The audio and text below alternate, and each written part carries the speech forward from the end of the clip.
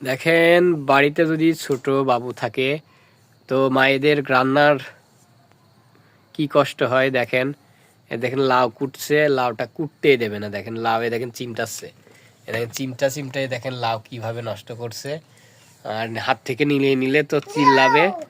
আসলে একটা মেয়ের মা হওয়া শুধু মা হওয়াই নাই, তার উপর দিয়ে আসলে অনেক রকম ঝড় যায়।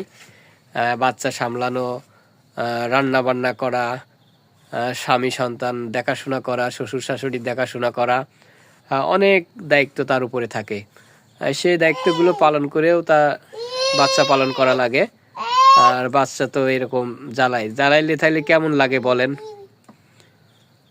এই হলো পরিস্থিতি। তো যাই হোক এই হলো বর্তমান পরিস্থিতি। তো আমাদের ভিডিও আপনাদের ভালো লাগলে অবশ্যই লাইক কমেন্ট শেয়ার করবেন আর সাবস্ক্রাইব করতে ভুলবেন না।